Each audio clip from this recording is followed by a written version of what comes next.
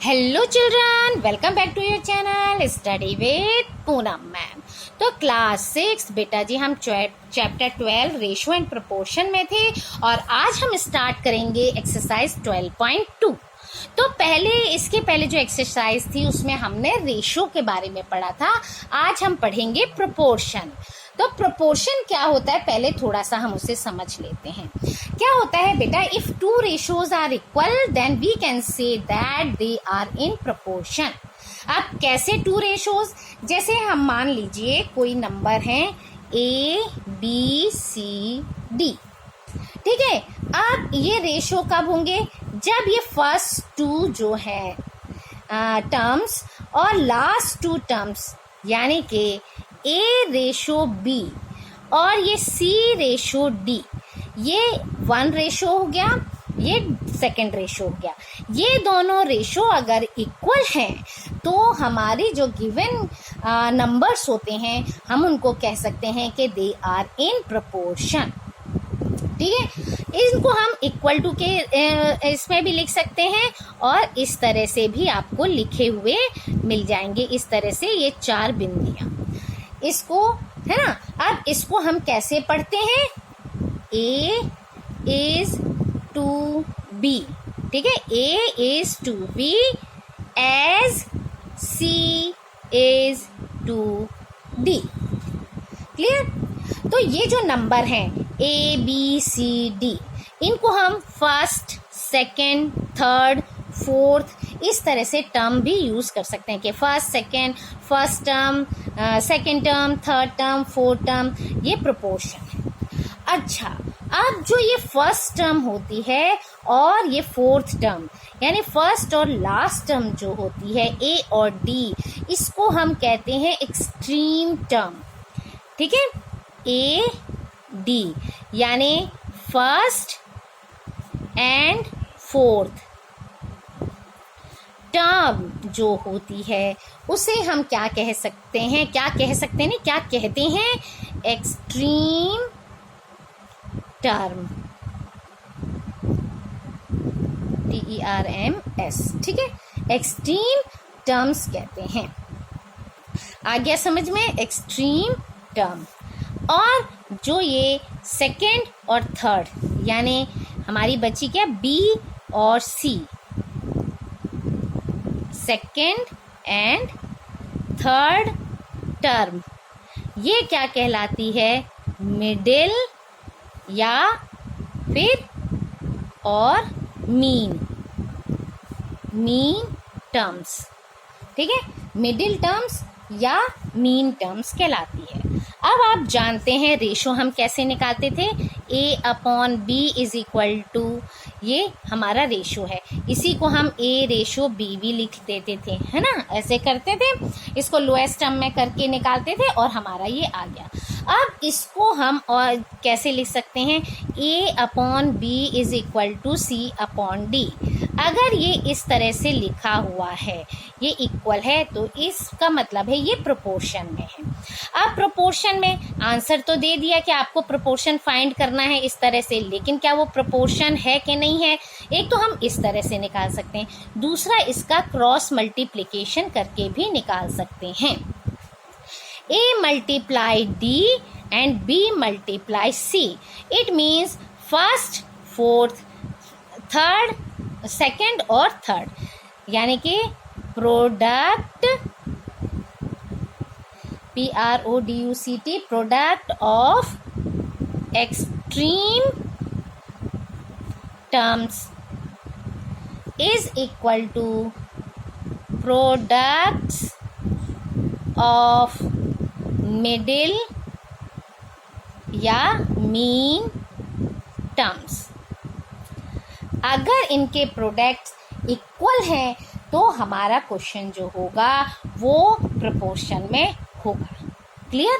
तो चलिए स्टार्ट करते हैं एक्सरसाइज 12.2 का पार्ट 1, क्वेश्चन 1। चलिए फटाफट अपनी बुक ओपन करिए, क्वेश्चन 1 मैं पढ़ रही हूँ।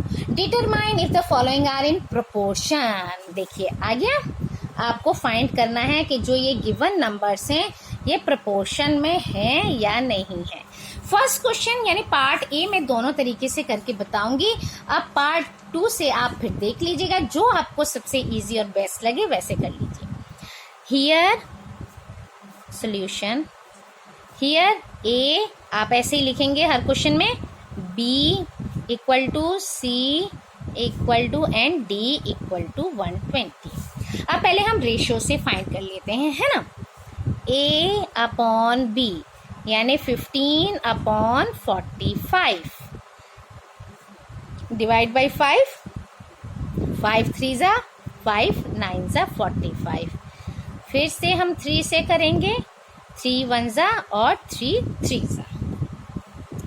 Now see upon D, 40 upon 120, 0 से 0 कैंसिल, हमारे पास बचा 4 अपॉन 12 डिवाइड बाय 4 से ही हम डिवाइड कर देते हैं डायरेक्ट, 4 1 ज़ा 4 3 ज़ा, यानी ये और ये क्या हो गए, इक्वल रेशियोज हो गए। It means A upon B is equal to C upon D, है ना। इसका मतलब है equal to 1 upon 3। It means 15, 45, 40 और 120 आर इन प्रपोर्शन। ठीक है। अब क्रॉस मल्टीप्लीकेशन से कैसे करते हैं, हमने देखा a upon B is equal to C upon d. A upon b क्या है, 15 upon 45 is equal to C upon d, यानी कि 40 अपॉन 120। ये क्रॉस मल्टीप्लीकेशन करेंगे, यानी A multiply by D, 15 into 120 और 45 इंटू 40।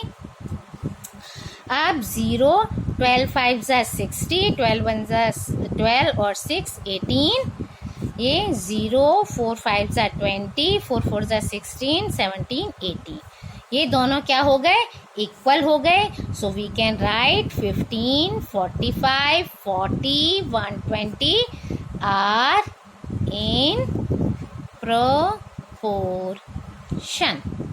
आप दोनों मेथड से कोई भी एक मेथड यूज कर सकते हैं, दोनों मेथड आपके सही हैं। क्लियर। अब करते हैं part B. B 33, 121, 9 and 96। solution here A 33, B 121, C 9 and D 96। A upon B 33 upon 121 divide किससे करेंगे, 11 से। 11 3 ज़ा 33, 11 ज़ा 121। क्लियर। अब C अपॉन D 9 अपॉन 96, ये होगा 3 3 3 3 ज़ा 9, 3 3 ज़ा 9, 3 2 ज़ा 6, ये और ये दोनों क्या है, इक्वल नहीं है। तो हम क्या लिख सकते हैं, A upon B not equal to C upon D। So 33, 121, 9 and 96 are not in proportion। Clear. चलिए C 24, 28, 36, 48। solution here A 24, B 28, C 36 and D 48, है ना। अब A upon B means 24 upon 28, दोनों ही 4 के टेबल में आते हैं। 4 6 ज़ा 24, 4 7 ज़ा 28। अब इसके बाद ये और लोएस्ट नहीं होगा। Now C upon D 36 upon 48, ये किस में आते हैं, 6 के टेबल में आते हैं। 6 6 ज़ा 36, 6 7 ज़ा 42, 6 8 ज़ा 48। अब देखिए ये और लोएस्ट हो सकता है 2 2 3 ज़ा 6, 2 4 ज़ा 8। बट ये और ये इक्वल नहीं है, so A upon B is not equal to C upon D. Therefore क्या था हमारा given? 24, 28, 36, 48 are not in proportion. Clear हो गया बेटा? अब बढ़ते हैं हम डी। डी है आपका 32, 48, 70 और 210. Solution here: A is equal to 32, B 48, C 70 and D 210. A upon B 32 upon 48 6 नहीं 4 का टेबल में 4 4 8 जा 32 4 1 जा 4 4 2 जा 8 फिर 4 4 2 जा 8 4 3 जा 12 है ना। ठीक है, ये आ गया हमारा। नेक्स्ट है C अपॉन D 70 अपॉन 210, 0 से 0 कैंसिल हुआ तो 7 अपॉन 21, ये 7 का टेबल में आता है। 7 1 जा 7 7 3 जा 21। ठीक है, अब ये दोनों नॉट इक्वल है, so A upon B not equal to C upon D। Clear?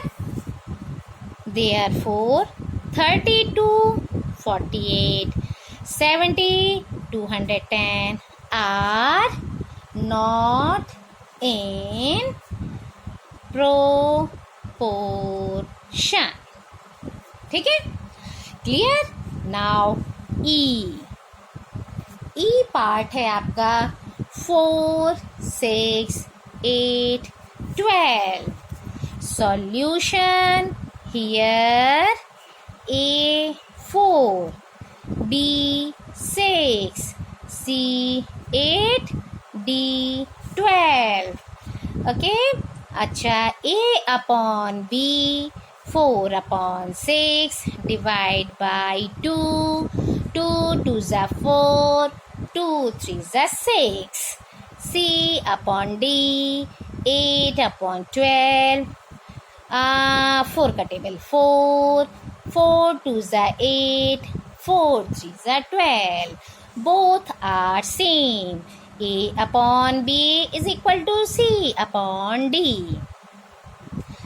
Therefore 4, 6, 8, 12 are in proportion.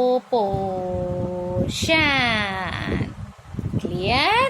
अब बचता है हमारा last part F 33, 44, 75, 100.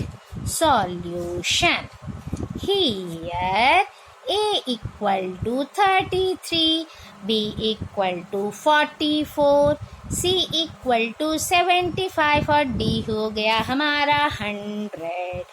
A upon B 33 upon 44, ये दोनों तो भाई 11 के टेबल में आते हैं।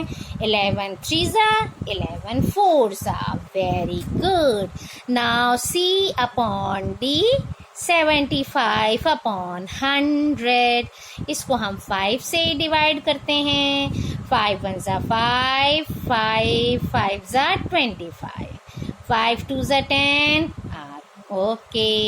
फिर 5 से, क्योंकि दोनों 5 के टेबल में आते हैं। 5 3 जा 15, 5 4 जा 20, दोनों क्या हो गए? Same. So A upon B is equal to C upon D.